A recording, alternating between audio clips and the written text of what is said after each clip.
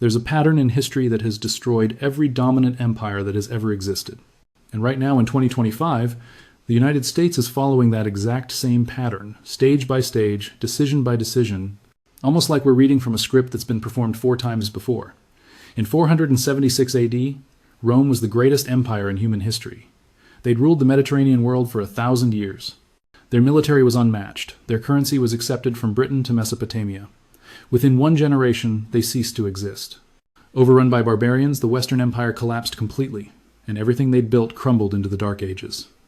In 1590, Spain controlled half the world's gold and silver. They had the most powerful military in Europe. The Spanish real was the global reserve currency. Their territory spanned 4 continents. Within 80 years, they were bankrupt, a second-rate power that never recovered. Today, Spain is a pleasant tourist destination, irrelevant on the world stage. In 1914, Britain ruled the largest empire in human history. The sun literally never set on British territory.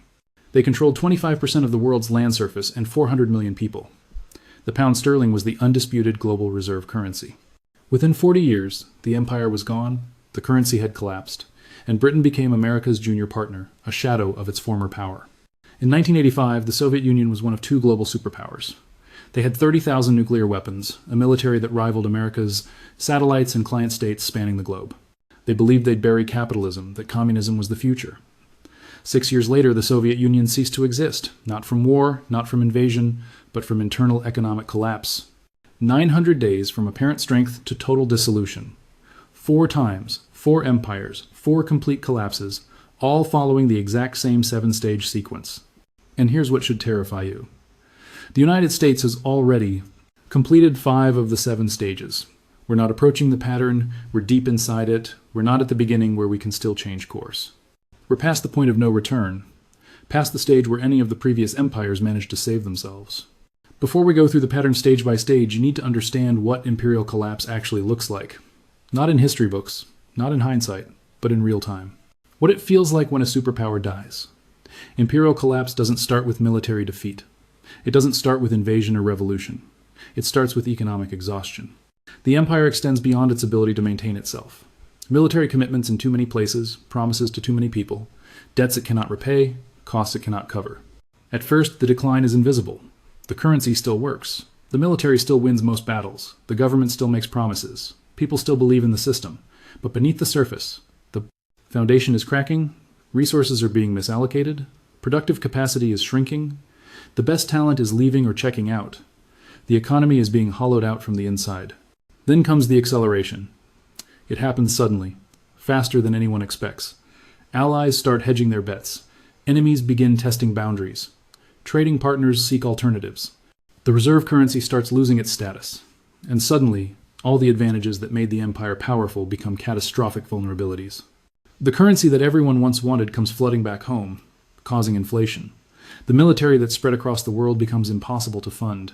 The promises that were backed by strength become empty words that no one believes. That's not theoretical, that's not speculation. That's what happened to Rome, to Spain, to Britain, to the Soviet Union. Each one believed their power was permanent, each one believed they were different, that the rules didn't apply to them. Each one had good reasons to think they were exceptional, and each one was wrong. They collapsed because they made exactly the same decisions we're making now. They ignored the pattern. They refused to accept reality until collapse was already underway, and then it was too late. This is the story of how empires die, why they always think they're different, and why every indicator says we're next. Let's start with the empire that set the template for every collapse that followed. Rome, from 100 AD to 476 AD. This is the original blueprint. And what they did with unlimited power will show you exactly what's happening right now. After Augustus established the Roman Empire in 27 BC, Rome dominated the known world for 400 years. At their peak around 100 AD, they controlled everything from Britain to Egypt, from Spain to Mesopotamia. They had 60 million subjects. Their military was 450,000 professional soldiers, the most disciplined fighting force ever assembled. Roman roads connected the empire, Roman law governed daily life, and Roman currency, the gold aureus and silver denarius, was accepted everywhere. Citizens in Rome enjoyed clean water through aqueducts, entertainment in massive arenas, and food shipped from across the empire. If you lived in Rome in 100 AD, you believed this would last forever. It was inconceivable that such power could ever end, but the cracks were already forming. The first stage was military overextension. Rome's borders stretched over 5,000 miles. They had to defend against Germanic tribes in the north, Parthians in the east, and restless provinces everywhere. The cost was staggering. By 200 AD, maintaining the military consumed 70 to 80% of imperial revenue. The legions needed constant pay, constant supplies, and constant reinforcement. And Rome kept expanding, kept fighting, kept trying to maintain control over territories that cost more to hold than they generated in taxes. Emperor Trajan conquered Dacia in modern-day Romania from 101 to 106 AD, but the wars drained the treasury. Marcus Aurelius spent his entire reign from 161 to 180 AD fighting Germanic tribes along the Danube frontier. The empire was bleeding money and manpower defending borders that were too long, fighting enemies that multiplied faster than Rome could defeat them. And here's what made it worse. The Roman economy couldn't support the military burden. Rome didn't produce much anymore. The early republic had been a nation of farmers and craftsmen. But by 200 AD, Rome was a consumer empire. Grain came from Egypt and North Africa, luxuries came from the east, and Roman citizens lived on government handouts and entertainment. The wealthy owned vast estates worked by slaves, the middle class had been destroyed, and the economy had become extractive rather than productive. Rome took wealth from conquered territories but didn't create new wealth. When conquests ended, when there were no more territories to plunder, the whole system began to collapse. That led directly to the second stage, currency debasement. The denarius, Rome's silver coin, was supposed to contain 95% pure silver. But paying for endless wars and maintaining the military required more money than Rome had. So emperors did what every failing empire does. They debased the currency. In 64 AD under Nero, the denarius was reduced to 90% silver, then 80%. By 200 AD under Septimius Severus, it was 50% silver. By 270 AD, it contained barely 5% silver. The rest was cheap metal, copper and tin, coated with a thin silver wash. The coin looked the same. It was stamped with the emperor's face and the imperial seal, but it was nearly worthless. Merchants weren't stupid. They knew the coins were debased, so they raised prices. If a loaf of bread cost 1 denarius when the coin was 90% silver, it cost 2 denarii when the coin was 50% silver, and 20 denarii when the coin was 5% silver. This is inflation. And by the 3rd century, Roman inflation was catastrophic. Prices increased 1,000% in 50 years, from 250 to 300 AD. People's savings became worthless. Anyone holding Roman coins watched their wealth evaporate. The soldiers, who were paid in debased currency, could barely afford to live. They started demanding payment in gold or goods rather than worthless silver coins. The empire tried to fix this by minting more coins, but that just made inflation worse. The more they debased, the less the currency was worth, and the more they needed to mint to pay their bills. It was a death spiral. This triggered the 3rd stage, debt and taxation spiral. Rome's government was broke. Military costs were skyrocketing. Tax revenue was falling because the economy was contracting. So they did 2 things. First, they borrowed. Roman emperors took loans from wealthy Romans, from temples, from anyone with money. The state debt exploded. But unlike modern governments, Rome couldn't borrow infinitely. Eventually, the creditors stopped lending. So Rome turned to the second option. They raised taxes. In the 3rd century, taxes were increased on everyone. Farmers, merchants, landowners, even the poor. Tax collectors became hated figures who squeezed every denarius out of the population. And if you couldn't pay, the state confiscated your property or enslaved you. But here's the trap. Raising taxes on a contracting economy makes the contraction worse. When farmers are taxed so heavily they can't afford to plant next year's crop, food production falls. When merchants are taxed so heavily that trade isn't profitable, commerce stops. The economy enters a downward spiral where falling production leads to higher taxes, which leads to further falling production. By 300 AD, large parts of the Roman Empire were economically devastated. Fields were abandoned. Cities shrank. Trade routes shut down. The government's response was to enforce occupation laws. If your father was a baker, you had to be a baker. If your father was a farmer, you had to be a farmer. People were legally bound to their professions because if they were allowed to leave, no one would do the work. Rome had become a police state, trying to force an economy to function through coercion. But even coercion couldn't stop the 4th stage, loss of productive capacity. By 400 AD, the Western Roman Empire wasn't producing anything of value. Agriculture had collapsed. The great estates were abandoned or worked by serfs who had no incentive to produce more than subsistence. Manufacturing had disappeared, technology had regressed, Roman engineering, which had built aqueducts and roads and massive public works, was forgotten. The knowledge was lost because there was no economy to support engineers and craftsmen. Everyone was just trying to survive, and imports dried up. Egypt, which had fed Rome for centuries, was now part of the Eastern Empire and stopped sending grain west. Trade with the East collapsed because Roman currency was worthless. No one wanted debased coins that couldn't buy anything. So Rome couldn't feed itself, couldn't arm itself, couldn't maintain itself. The empire had become a hollow shell. This led directly to the fifth stage, social decay and breakdown. By 400 AD, Roman society was disintegrating. The cities were depopulating. Rome itself, which had a population of over 1 million in 100 AD, had shrunk to maybe 200,000 by 450 AD. People were fleeing to the countryside, trying to survive on subsistence farming. Crime and banditry were rampant, the roads weren't safe, the government couldn't maintain order. And the army, which had once been the pride of the empire, was now mostly Germanic mercenaries. Romans themselves no longer wanted to serve. Why would they?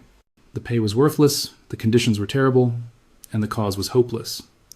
So Rome hired barbarians to defend the empire from other barbarians. And those hired barbarians eventually realized they didn't need to take orders from a broke, weak empire. They could just take what they wanted. Meanwhile, the elite, the wealthy Romans who still had money, didn't care. They'd retreated to their fortified estates in the countryside. They lived in luxury while the empire collapsed around them. They hoarded gold and resources. They stopped paying taxes. And they felt no loyalty to an empire that couldn't protect them or provide for them anymore. The sense of Roman identity, of shared citizenship, of collective purpose, it was gone. Everyone was out for themselves. And here's what people don't understand about Rome's collapse.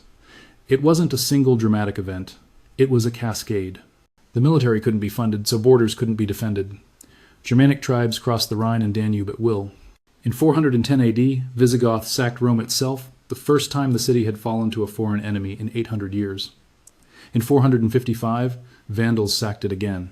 The Western Roman Empire nominally existed until 476 AD, when the last emperor, a teenager named Romulus Augustulus, was deposed by a Germanic chieftain. But by that point, the empire had already ceased to function. There was no centralized government, no functioning economy, no military capable of resisting invasion. Rome didn't fall in 476. It had been dead for decades. The collapse was just formalized. And the result was the Dark Ages. European civilization regressed for 500 years. Literacy rates plummeted. Technology was lost. Trade disappeared.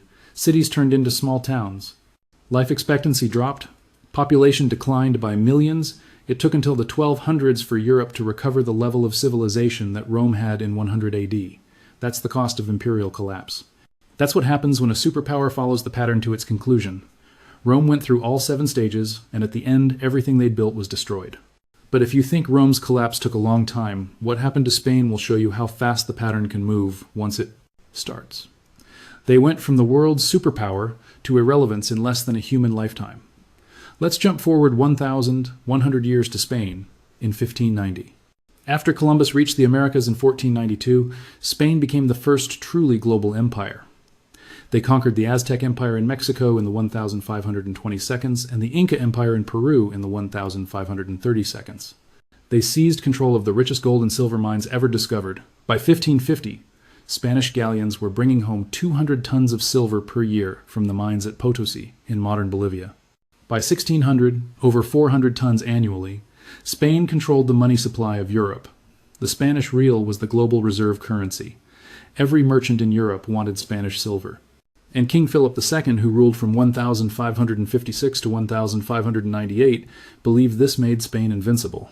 But just like Rome, Spain immediately fell into the first stage, military overextension. Philip II fought wars everywhere simultaneously.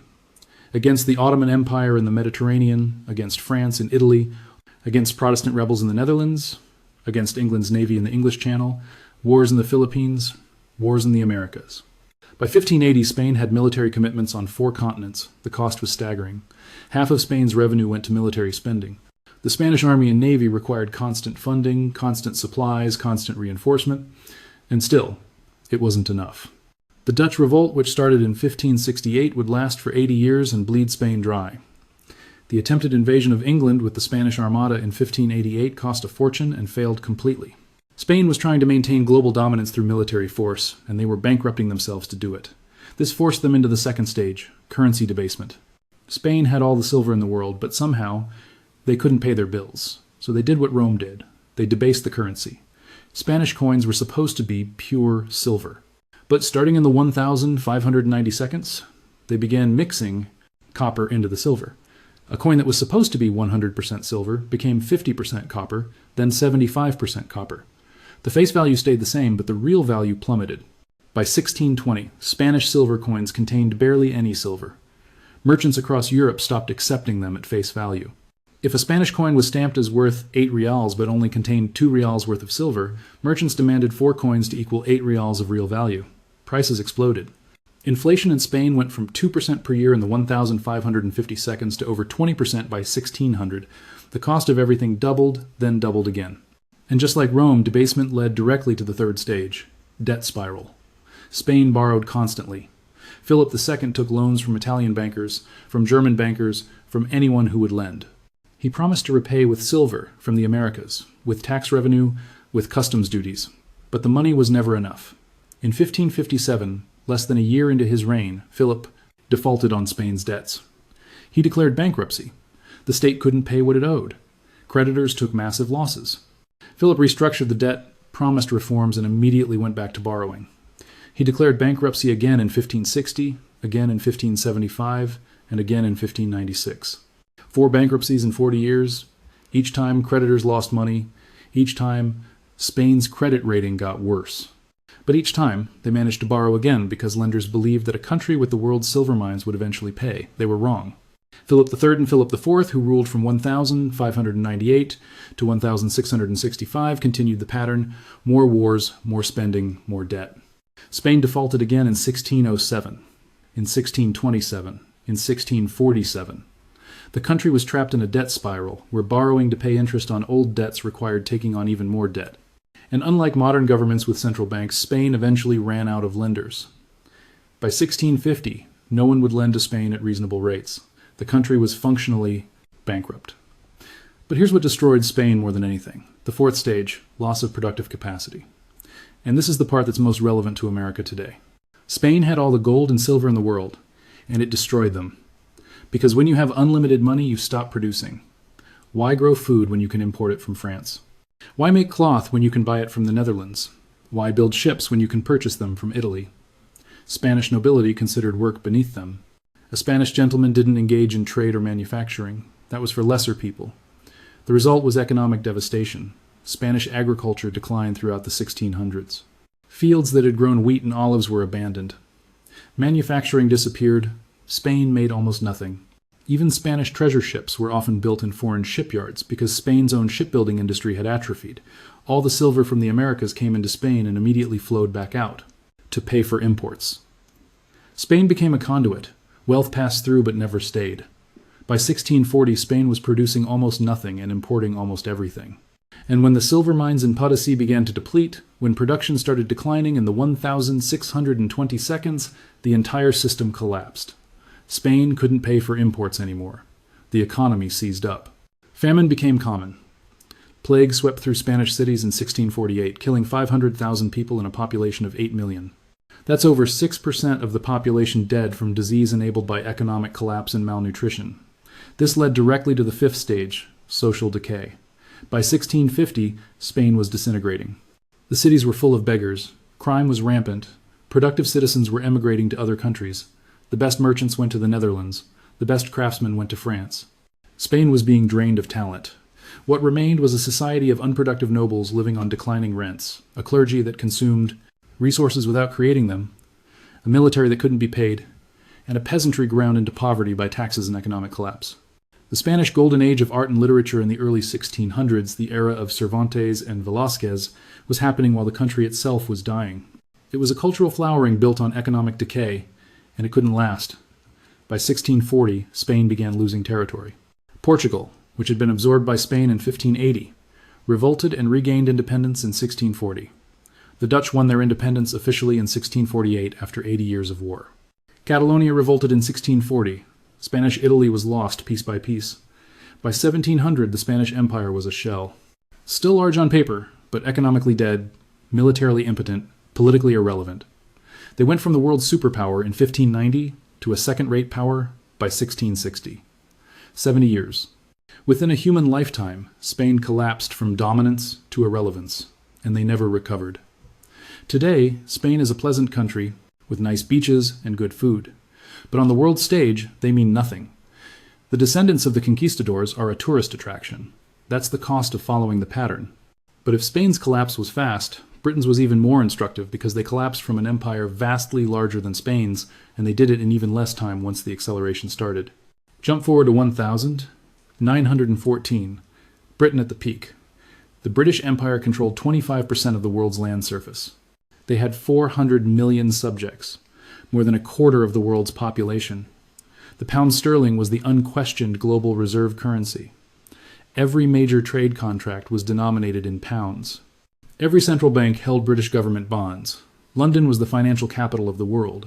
British industry produced 20% of global manufacturing output. The Royal Navy was larger than the next two navies combined. And British citizens believed this was natural, permanent, ordained by God, and, to history, the idea that the empire could collapse seemed absurd. But they were already following the pattern. The first stage, military overextension, was obvious by 1900. Britain had military commitments everywhere. Defending India required a permanent garrison of 75,000 British troops plus 150,000 Indian soldiers. Defending the Suez Canal, which connected the Mediterranean to India, required forces in Egypt. Defending trade routes required naval bases in Gibraltar, Malta, Cyprus, Aden, Singapore, Hong Kong. Defending African colonies required forces in South Africa, Kenya, Nigeria, dozens of territories. Defending the Caribbean required forces in Jamaica and Trinidad. Britain had troops on 6 continents. The cost was enormous, and it was growing every year as other powers, particularly Germany, began challenging British dominance. When World War I started in 1914, Britain faced a choice. They could stay neutral, let Germany and France destroy each other, and preserve British strength, or they could jump in and defend the balance of power in Europe. They chose to fight. The war lasted 4 years, from 1914 to 1918, and it cost Britain everything. The monetary cost was over £40 billion, equivalent to about $2 trillion in today's money. They borrowed from everyone, mostly from the United States. By 1918, Britain owed America billions. The creditor had become the debtor. But they'd won the war. They'd kept the empire. They thought they could rebuild. They were wrong. Because winning World War I triggered the second stage, currency debasement and monetary crisis. The pound sterling had been backed by gold since the 1700s. 1 pound equaled a fixed amount of gold. This made the pound as good as gold itself. But World War I drained Britain's gold reserves. They'd shipped gold to America to pay for weapons, food, and supplies. By 1919, Britain's gold reserves were half what they'd been in 1914. But Britain tried to maintain the pound's value anyway. In 1925, Chancellor of the Exchequer, Winston Churchill, put Britain back on the gold standard at the pre-war parity. 1 pound still equaled the same amount of gold as in 1914. But this was a catastrophic mistake. The pound was overvalued, British exports became too expensive, British manufacturing couldn't compete with cheaper goods from America and other countries. Unemployment rose, the economy stagnated, and to maintain the gold standard, to defend the pound's value, the Bank of England had to keep interest rates high. This crushed domestic investment and growth. By 1931, Britain couldn't hold it anymore. In September, facing a run on the pound as investors demanded gold, Britain abandoned the gold standard. The pound was devalued by 25% overnight. The global reserve currency, the most trusted currency in the world for 200 years, had just admitted it couldn't keep its promises. Confidence shattered. Countries that held pounds in their reserves took losses. The international monetary system, which had been based on the pound, began unraveling. But Britain's problems were just beginning. The third stage, debt spiral, was accelerating. Britain never recovered from World War I debt. And then World War II started in 1939. Another 6 years of total war. Another £120 billion in costs, equal to about $5 trillion today. By 1945, Britain owed the United States and Canada over $30 billion, more than Britain's entire GDP. The interest payments alone consumed a huge portion of government revenue. Britain was drowning in debt with no way out. The war had been won, but the empire was finished financially.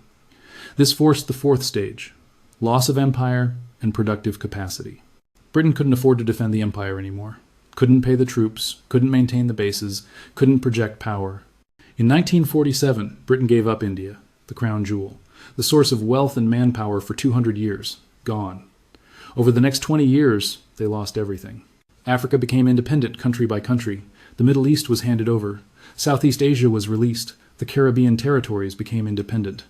By 1970, the British Empire existed only in history books. Britain still had a permanent seat on the UN Security Council, still had nuclear weapons, still pretended to be a great power. But everyone knew the truth. They were a former power, a has-been, kept afloat by American support and NATO protection. And British manufacturing, which had made Britain wealthy in the first place, collapsed. British industry couldn't compete with American efficiency or Japanese innovation. Factories closed. Shipyards shut down. The textile industry that had driven the Industrial Revolution disappeared. By the 1970 seconds, Britain was in such bad shape economically that they had to get a bailout from the International Monetary Fund in 1976. A former superpower, the country that had ruled a quarter of the earth, needed a bailout from an international institution. It was humiliating and final proof that the empire was dead. The fifth stage, currency collapse and social decay, happened throughout the 1960 seconds and 1970 seconds. The pound kept falling. In 1940, £1 equaled $4.03. By 1950, it was $2.8. By 1970, it was $2.4. By 1980, it was $2.3.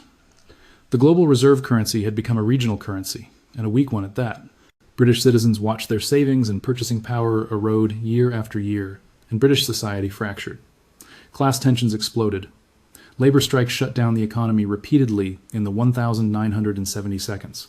The government imposed a 3-day work week in 1974 because there wasn't enough electricity to run factories full time. Inflation hit 25% in 1975. Crime soared. Immigration tensions led to race riots. Britain, which had been the most stable, prosperous society on earth in 1900, was breaking down. Today, Britain is a regional power.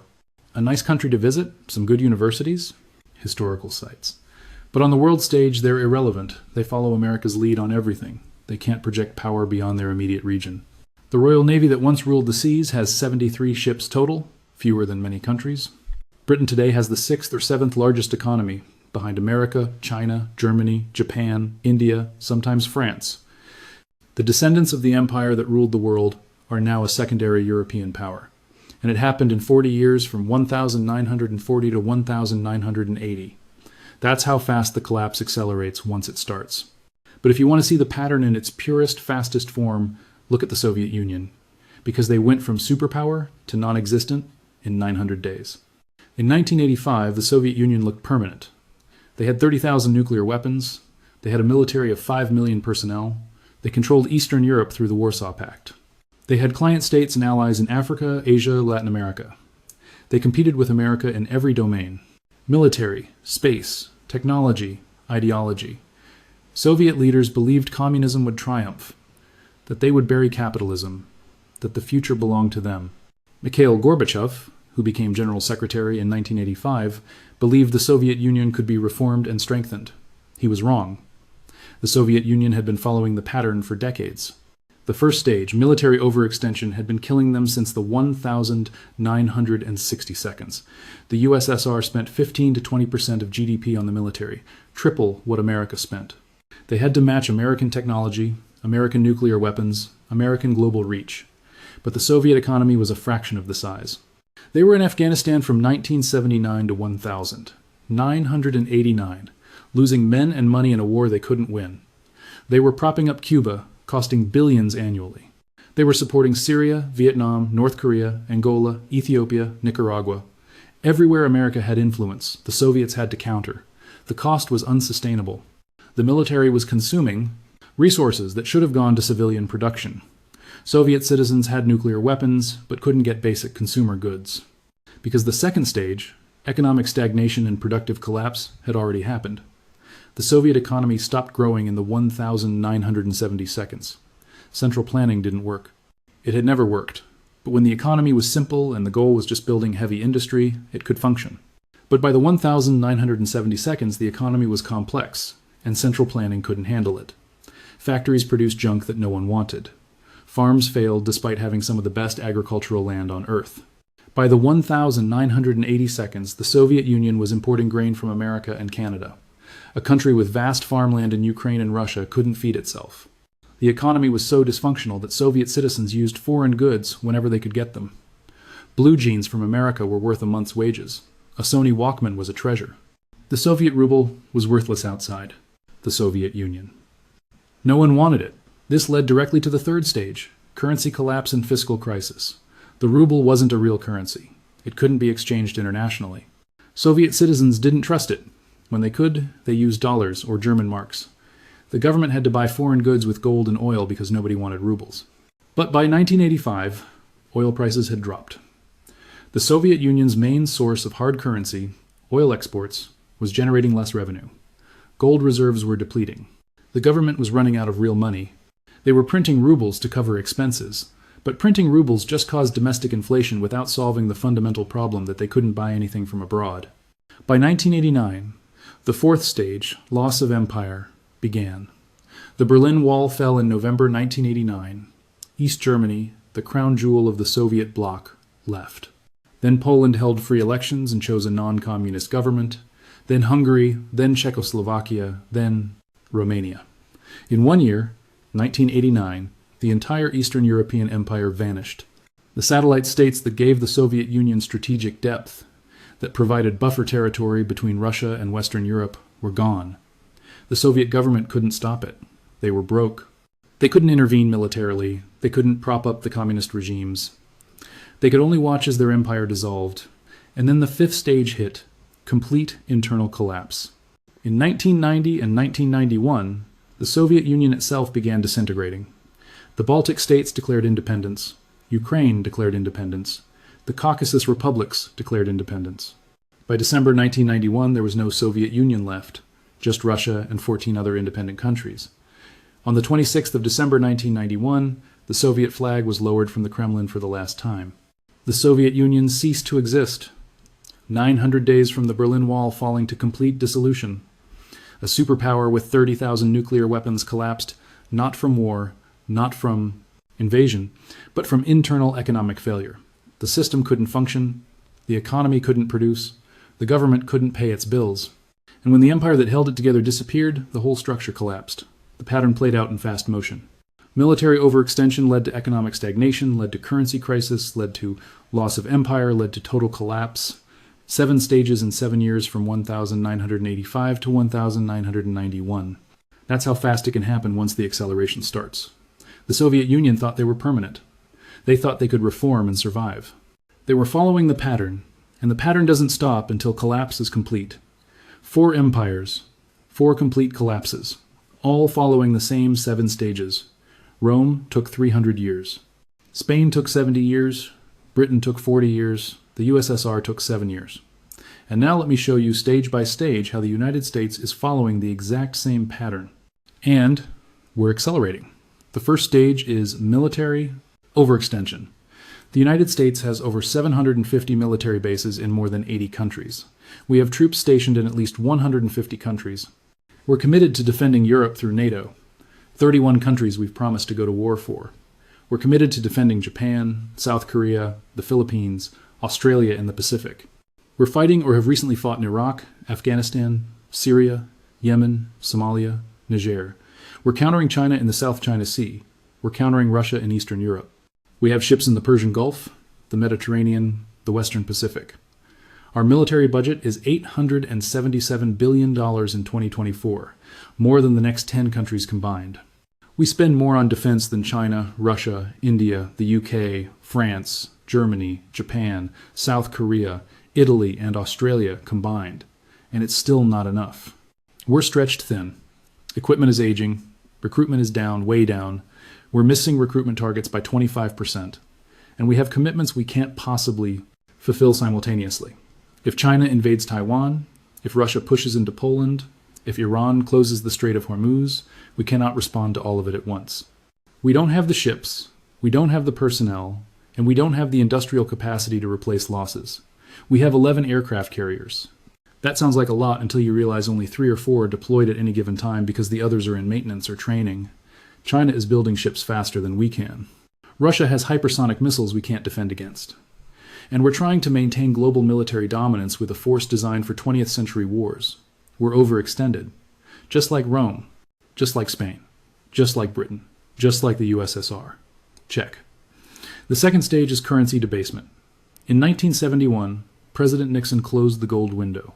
The dollar, which had been backed by gold since 1944 under the Bretton Woods system, became pure fiat currency. It's now backed by nothing except trust in the US government. And what has the government done with that power? They've printed money. From 2000 to 2024, the money supply has increased over 400%. M2, the measure of money supply, was $4.6 trillion in January 2000. In January 2024, it was $21 trillion. That's not a 400% increase, that's over 350%. But the acceleration in the last few years is the key point. From February 2020 to March 2022, during COVID, the Federal Reserve increased the money supply by 40% in 2 years. They printed $6 trillion. They created money out of nothing and used it to buy government bonds, to fund stimulus payments, to bail out markets. And what happened? Inflation. In 2021 and 2022, inflation hit 9%, the highest in 40 years. The cost of food, gas, housing, everything went up 20 to 30% in 2 years. Your savings lost 20% of their purchasing power. The government stole 20% of your wealth through inflation, through printing money and devaluing the currency. This is the same thing Rome did when they mixed copper into silver coins. It's the same thing Spain did when they debased the real. It's the same thing Britain did when they printed pounds to fund the wars. The mechanism is different, but the result is identical. Currency debasement, wealth destruction, loss of trust. The dollar has lost 98% of its purchasing power since 1971. What cost $1 in 1971 costs $50 today. That's not inflation. That's debasement. We're not mixing copper into silver, we're just printing unlimited paper, but the effect is the same. Check. The third stage is debt spiral. The United States owes $36 trillion. That's 123% of GDP. We crossed 100% in 2012. We're now at levels only seen during World War II. But during World War II, we were fighting an existential war. And after the war, we paid down the debt. Now we're running trillion-dollar deficits during peacetime, during economic growth. In 2024, the deficit was $1.8 trillion. The economy grew, unemployment was low, and we still borrowed $1.8 trillion because we can't control spending. The interest on the debt is now $1.1 trillion annually, more than we spend on defense, more than we spend on Medicare. We're spending $1.1 trillion just to service the debt, and that number is growing every year. Here's the spiral. We borrow to cover deficits. The debt increases. The interest payments increase. We have to borrow more to pay the interest. The debt increases more. It's exponential. In 2010, the debt was $13 trillion. In 2020, it was $27 trillion. In 2024, it's $36 trillion. That's a $9 trillion increase in 4 years. We're adding $2 to $3 trillion per year now. And we can't stop, because stopping would require cutting spending or raising taxes. And neither party will do that. Republicans won't cut defense or entitlements. Democrats won't cut social programs. Both parties love spending, so we borrow, forever, until the system collapses, just like Rome defaulted 4 times. Just like Spain defaulted 4 times. Just like Britain borrowed until the empire was gone. We're in the same spiral, and we're accelerating. Check. The fourth stage is loss of productive capacity. America doesn't make things anymore. Our manufacturing base has been gutted. We design products, we finance them, we market them, but we don't produce them. Production moved to China, to Mexico, to Vietnam, to wherever labor is cheap. In 1970, manufacturing was 25% of US GDP. In 2024, it's 11%. We lost 5 million manufacturing jobs from 2000 to 2020. Factories closed, entire regions deindustrialized.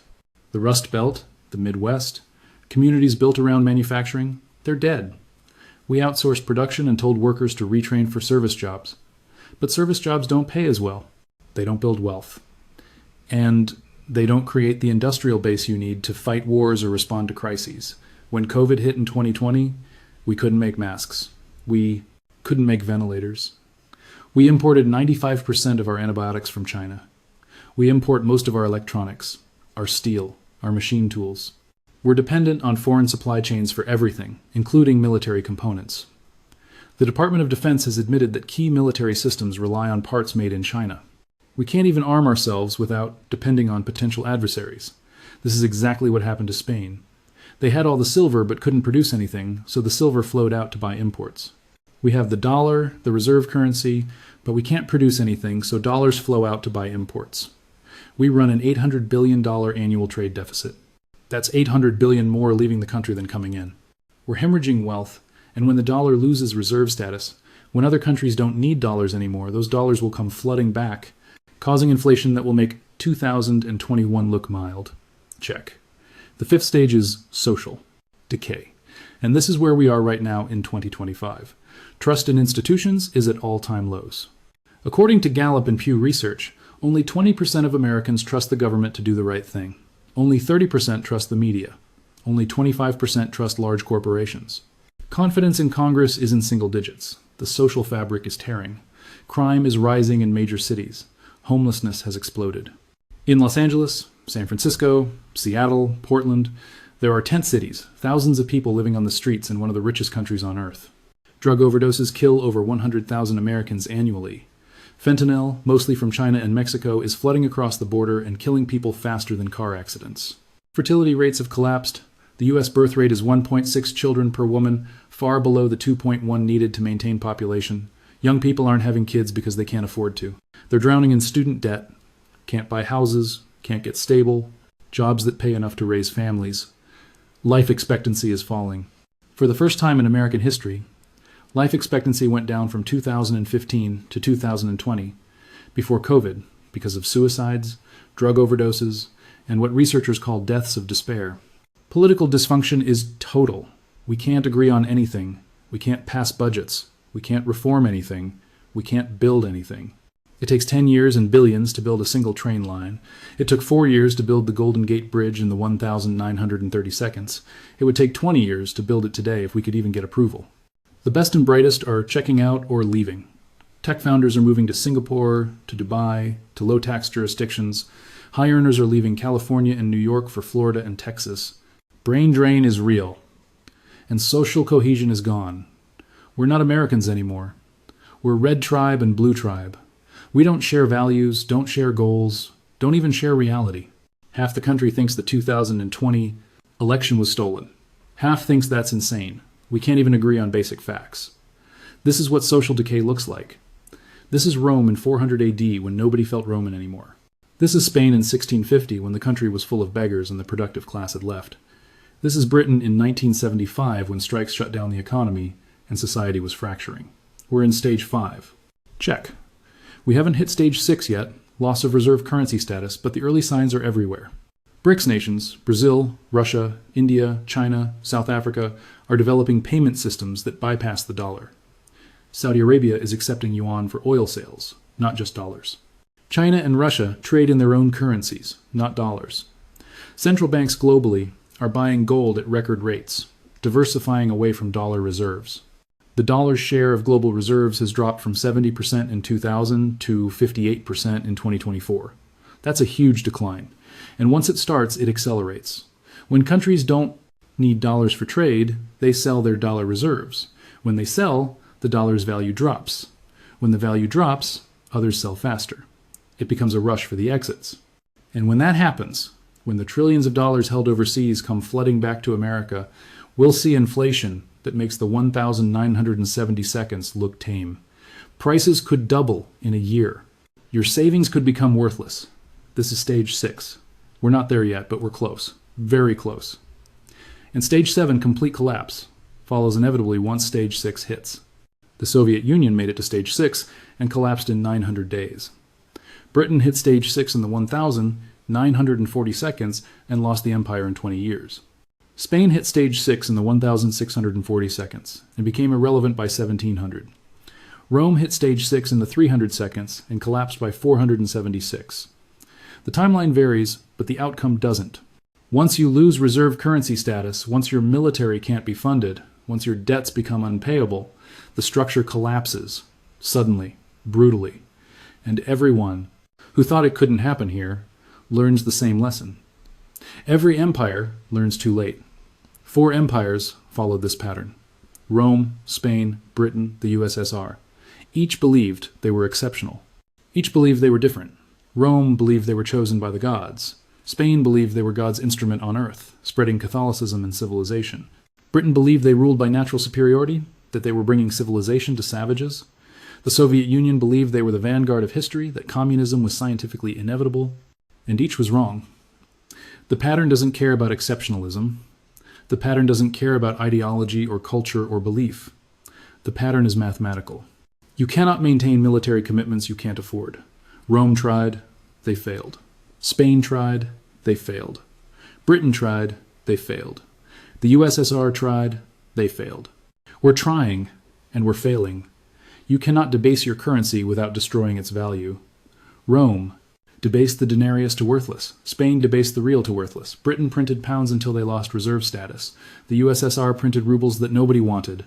We're printing dollars, and the world is slowly backing away. You cannot borrow forever without consequences. Rome borrowed until creditors stopped lending. Spain defaulted 4 times and collapsed. Britain borrowed until the empire had to be sold off. The USSR couldn't borrow internationally because their currency was worthless. We're borrowing at record levels, and the interest is becoming unpayable. You cannot lose productive capacity and remain powerful. Rome stopped producing and starved. Spain imported everything and went broke when the silver ran out. Britain deindustrialized and became dependent on American support. The USSR's economy produced junk nobody wanted, and it collapsed. We've outsourced our manufacturing, and we're dependent on China for everything from medicine to electronics to the components in our weapons systems. You cannot survive social decay and political dysfunction. Rome's society fragmented, and they hired barbarians to defend against barbarians. Spain's best citizens left, and the country became a shell. Britain's society broke down in the 1,970 seconds with strikes and riots.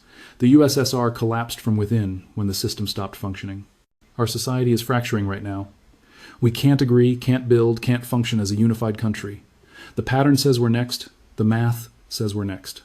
And history, which has watched empires die the same way 4 times before, says we're about to learn the lesson the hard way.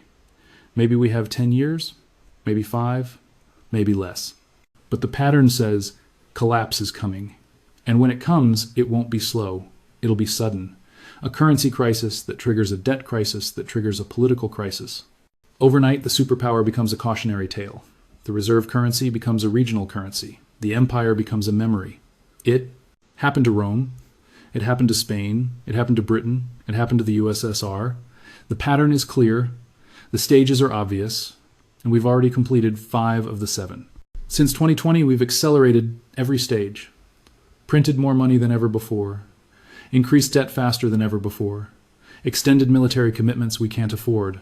Watched manufacturing continue to hollow out. Seen society fracture further than at any time since the Civil War. We're not walking down the path anymore. We're sprinting. And the end is visible if you know the pattern. Maybe we'll find a way out. Maybe America can do what Rome, Spain, Britain, and the Soviet Union couldn't. Maybe we'll reform, rebuild, restore. Maybe this time really is different. But the pattern says otherwise. The math says otherwise. And history, which has watched empires die the same way over and over, says we're about to learn that we're not special, we're not different, we're just next. If this opened your eyes to where we actually are in the sequence, subscribe, because when we hit stage 6 and 7, when the dollar loses reserve status and the collapse accelerates, you'll want to understand what happened and why. The answers aren't hiding in the future. They're written in the past, in the collapse of Rome, in the bankruptcy of Spain, in the dissolution of the British Empire, in the implosion of the Soviet Union. I'll show you where to look. Because they're not going to teach you this in school. They're going to teach you that America is exceptional, that we're different, that the rules don't apply to us. But Rome thought they were eternal. Spain thought they were invincible. Britain thought the sun would never set on their empire.